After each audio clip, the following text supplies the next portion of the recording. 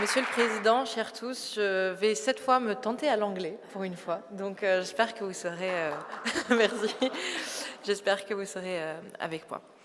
Dear all, I'm honored to represent once again the Young Democrats for Europe in front of you.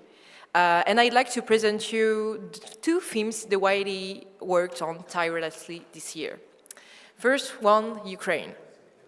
We organized our first event of the year in Krakow, Poland, near the Ukrainian border, where 30 young leaders learned about history, defense, and Ukraine.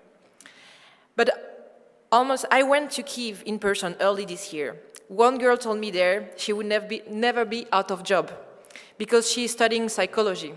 Funny, isn't it? That is what resilience looks like.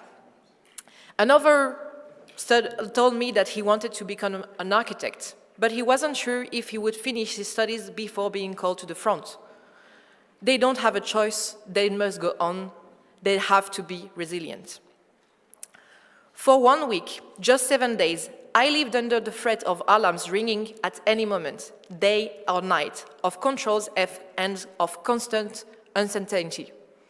And let me tell you, 1 week, far from the front line, was enough. You go there pro-Ukraine, you come back, you are pro-Ukraine. We as Democrats must strive to protect Ukraine and its civilians, starting with the Ukrainian sky. No more missiles or drones should be able to threaten an entire country as they did last Wednesday, November the 19th. The second theme I wanted to talk to you about was the housing crisis in Europe. As young people, we are particularly affected by this issue, and we YDE wrote a report on the housing crisis based on our research and perspective, and we organized an event in Croatia that will take place early December. What happens when the world feels like a prison? When we no longer have a choice because the market is unfair, when decent housing is not accessible even for the middle class. Housing is not only about sleeping in a safe space that offers security, shelter, and peace of mind to raise next generations. It is also about shaping the landscape of our countries and doing so sustainably, because we all know the world is burning.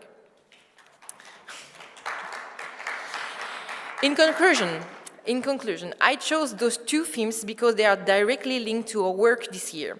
And amidst the turmoil of the current global affairs, we, Democrats, centrists, humanists, must embody hope, resilience, and a vision for the future.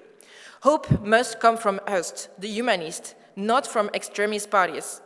That is why we must reclaim the tools that make citizens believe in us. And I am referring especially to the narrative. Building a coherent, nuanced, consistent, hopeful, and pragmatic discourse that we all share. Each of us with our own focus and expertise, but united by a strong core and ready to act when we gain power. Looking at Europe's political landscapes today, it doesn't seem like the general dynamic is in favor of nuance and centrism. However, it is precisely when extremes rise that we must work twice as hard, be active, and stand in their way at every step. We must never facilitate their access to power, because we stand at the opposite pole of what they represent. We cannot compromise with what is unnatural to us. We must be the firm guardians of our values and the voice of the unheard, like the people dying in Palestine as I speak. Let us see who, in times of struggles, stays in the boat, fights for our present and our futures. Let us see who the brave ones truly are. Thank you.